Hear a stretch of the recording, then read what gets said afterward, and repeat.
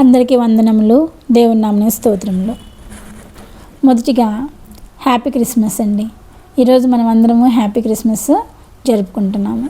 Happy Christmas అంటే ఎప్పుడు వస్తుందండి? మనకి మన హృదయంలో యేసు జన్మించిన రోజే హ్యాపీ క్రిస్మస్. ఏ రోజైతే యేసయ్య మన హృదయంలో జన్మించాడో ఆ రోజే మనకి క్రిస్మస్ పండుగ అండి. సో ఈరోజు మనం అందరము ప్రపంచం అంతా జరుపుకునే గొప్ప పండుగ ఇది క్రిస్మస్ పండుగ. ప్రపంచంలోనే అతిపెద్ద పండుగ క్రిస్మస్ పండుగ అండి. కాబట్టి ఈరోజు మన వాక్యము, యెహోవానగు నేను తగిన కాలమున ఈ కార్యమును త్వరపెట్టుదును. నేటి మన ధ్యానాంశము తగిన కాలంలో త్వరపెట్టుదును, తగిన కాలంలో ఈ కార్యమును త్వరపెట్టుదును అని దేవుడు మాట్లాడుతున్నాడు. యెషయా గ్రంథము 60వ అధ్యాయము 22వ వచనము. వారిలో ఒంటరి అయిన వాడు 1000 మంది అగును, ఎన్నిక లేనివాడు బలమైన జనమగును.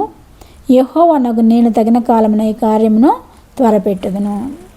తగిన కాలంలో యేసయ్య ప్రతి కార్యాన్ని కూడా జరిగిస్తాడండి. మనం కొన్ని విషయాల్లో నా కార్యం ఇంకా జరగలేదని ఎదురు చూస్తూ ఉంటాం కదా, ఆలస్యమైంది.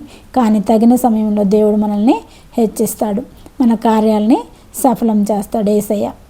దేవుడు ఎప్పుడు కూడా మేలు చేయకుండా ఉండడండి. మనమైనా మర్చిపోతామేమో కానీ దేవుడు ఎప్పుడు మనల్ని మర్చిపోడు. కాబట్టి ఇక్కడ వారిలో ఒంటరి అయిన వాడు 1000 మంది అగును, ఎన్నిక లేనివాడు బలమైన జనమగును. యెహోవానగు నేను తగిన కాలమున ఈ కార్యమును త్వరపెట్టుదును అని మాట్లాడుతున్నారు. ఇక్కడ ఒంటరి అయినవాడు సంసోను ఒంటరి అయ్యాడు. ఎందుకు ఒంటరి అయ్యాడు? సంసోను దేవునికి వ్యతిరేకంగా ఆయన చేయవద్దన్న పనులు చేశాడు కాబట్టి దేవునికి ఒంటరివాడు అయ్యాడు. జనాంగం ఎవరు కూడా ఆయనకు తోడుగా లేకుండా అయిపోయింది. కాబట్టి ఇక్కడ సంసోను ఒంటరిగా ఉన్నప్పటికీ 1000 మంది బలాన్ని దేవుడు ఆయనకి అనుగ్రహించాడు. సంసోను తాళ్లతో కట్టబడ్డాడు, సంకెళ్లతో బంధించబడ్డాడు. మనం కూడా తాళ్లతో కట్టబడ్డాము, సంకెళ్లతో బంధించబడ్డాము. సంసోను యొక్క తాళ్ళు తర్వాత సంకెళ్ళు విడిపోయినవి. ఎప్పుడు విడిపోయినవి? యెహోవా ఆత్మ బలముగా అతని మీదకి దిగినప్పుడు ఆ తాళ్ళు కాల్చిన వాటి వల్ల తెగిపోయినాయి, బంధక సంకెళ్ళు విడిపోయినాయి. ఆ విధంగా యెహోవా యొక్క ఆత్మ ఆయన మీదకి దిగినప్పుడు ఆయనకి 1000 మంది బలం ఆయనకి దేవుడు ఇవ్వడం జరిగింది. సంసోను సంకెళ్లతో తాళ్లతో కట్టబడి ఉన్నట్లు మనం కూడా తాళ్లతోనూ సంకెళ్లతోనూ కట్టబడి ఉన్నాము. ఏం తాళ్ళతో కట్టబడ్డాం మనం అంటే అప్పుల బాధలనే సంకెళ్ళతో, తర్వాత అనారోగ్య బాధలనే సంకెళ్ళతో, ఇంకా ఉద్యోగం లేదనే సంకెళ్ళతో, పిల్లలకు ఉద్యోగాలు రాలేదని, పిల్లలకు వివాహాలు కాలేదని, ఇంకా ఇల్లు లేదని, ఇంకా ఎన్నెన్నో సమస్యలు. అందరికీ ప్రతి ఒక్కళ్ళకి సమస్య అనేది ఉంటుందండి. చిన్నవాడికి చిన్న సమస్య, పెద్దవాళ్ళకి పెద్ద సమస్య. ఈ లోకంలో సమస్యలు లేకుండా ఏ మనిషి కూడా ఉండడు. ఎవరికి అన్ని సమస్యలు ఉంటాయి. కానీ ఈ సమస్యలన్నిటికీ పరిష్కారము యేసయ్య ఆత్మ మన మీదకి బలంగా దిగినప్పుడు ఆ సంఖ్యలు ఎలా సంసోను విడిపోయినాయో అలాగే మనకున్న శ్రమలు అనే సంఖ్యలు విడిపోతాయండి. సంసోను మీదకి బలంగా ఆత్మ దిగినట్లు మన మీదకి ఆత్మ బలంగా దిగి రావాలంటే మనం యెహోవాని ఆత్మతోనూ సత్యంతోనూ ఆరాధించాలి. ఈరోజు క్రిస్మస్ పండుగ అనగా క్రీస్తుని ఆరాధించేటప్పుడు మనము ఆత్మతోనూ సత్యంతోనూ సంతోషంతోనూ ఆనందంగానూ దేవుణ్ణి ఆరాధించినట్లయితే దేవుని యొక్క ఆత్మ మన మీదకి దిగుతుందండి. ఇక్కడ సంసోను ఒంటరివాడే అయినప్పటికీ 1000 మందిని ఒక్క దవడ ఎముకతో చంపివేశాడు. ఎక్కడి నుంచి వచ్చింది ఆ బలం ఆయనకి? యెహోవా ఆయనకి తోడై ఉన్నాడు. యెహోవా ఆత్మ అతని మీద దిగింది కాబట్టి అతను ఒక గాడిద దవడ ఎముకతో 1000 మందిని చంపివేసి ఉన్నాడు. కాబట్టి అతని సంఖ్యలు ఎలా తెగిపోయినాయో మన సంఖ్యలు కూడా తెగిపోతాయండి. వారిలో ఒంటరి అయిన వాడు 1000 మంది అగును, 10,000 మంది అగును అని చెప్తున్నాడు. వారిలో ఒంటరి అయినవాడు.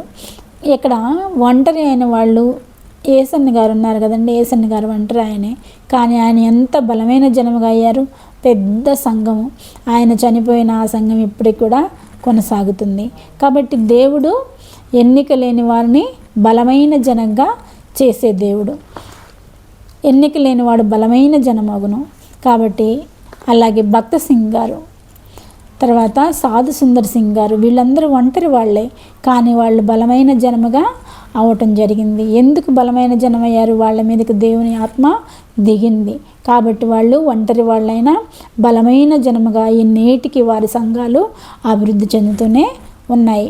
భక్త సింగ్ గారు, సాధు సుందర్ సింగ్ గారు, ఏసన్న గారు, దేవదాసయ్య గారు, ఇలాంటి భక్తులందరూ కూడా ఒంటరి వాళ్ళే అయినప్పటికీ వారిని బలమైన జన్మగా చేసి దేవుడు ఆశీర్వదించాడు.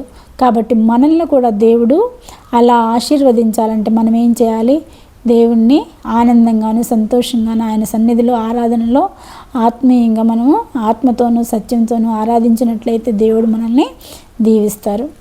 ఇక్కడ తగిన సమయంలో మన కార్యాన్ని సఫలం చేసే దేవుడు తగిన సమయంలో పరలోకం నుంచి భూలోకంలోకి నా బిడ్డలు ఎంతో నలిగిపోతున్నారు, వీరిని హెచ్చించాలి, వీరిని పాపకోపాల నుండి రక్షించాలి అని మనల్ని పాపకోపంలో పడి ఉండటం చూడలేక మనల్ని రక్షించటం కోసం ఆయన భూలోకంలోకి వచ్చి మన బాలుడి రూపంలో జన్మించడం జరిగింది.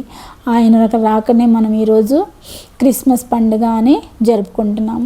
ఆయన మనల్ని హెచ్చించటం కోసం, మనకు తగిన కాలంలో మనల్ని ఆశీర్వదించటం కోసం భూలోకంకి రావటం జరిగింది. భూలోకంకు మనుష్య కుమారుని రూపంలో వచ్చాడు. మనం అందరం ఈరోజు ఆయన పుట్టినరోజుని పెద్ద పండగగా జరుపుకుంటాం. ప్రపంచంలోనే పెద్ద పండుగ ఏదంటే క్రిస్మస్ పండుగ అండి. ప్రపంచం మొత్తం జరుపుకుంటుందండి ఈ పండుగని. కాబట్టి ఈ పండుగ జరుపుకునే మనం ఎంతో ధన్యులమి. ఆయన్ని మనం ఆత్మతోనూ సత్యంతోనూ ఆరాధించి మనకున్న సంఖ్యల నుంచి విడిపోయి ఎన్నిక లేని మనము గొప్ప జనముగా అయ్యేలాగున దేవుడు మనల్ని ఆశీర్వదించాలని కోరుకుంటూ అందరికీ మరి ఒకసారి హ్యాపీ క్రిస్మస్ అని చెప్తున్నానండి. Happy Christmas. చిన్న ప్రార్థన చేసుకుందామండి. సర్వశక్తి మిక్కిలి కృపగలన ఘనమైన యేసురాజా, మీ పాదములకు స్తుతులు స్తోత్రములు తండ్రి. అద్భుతకరుడా, ఆశ్చర్యకరుడా, నీ పాదములకు స్తుతులు స్తోత్రములు నాయన. అయ్యా, మీరు వినిపించిన వాక్యముకై వందనములు ప్రభా. అయ్యా, మేము ప్రభా పాపకోపంలో పడి ఉన్నామని మమ్మల్ని రక్షించడానికి నాయన నువ్వు పరలోకం నుంచి భూలోకంలోకి వచ్చావు తండ్రి. అయ్యా, నీ రాకను మేము గుర్తించి మమ్మల్ని ఆత్మతోనూ సత్యంతోనూ ఆరాధించే భాగ్యం మా అందరికీ అనుగ్రహించమని మా ప్రభును ప్రియకుమారుడైన యేసుక్రీస్తు నామమున అడుగుచున్నాను తండ్రి.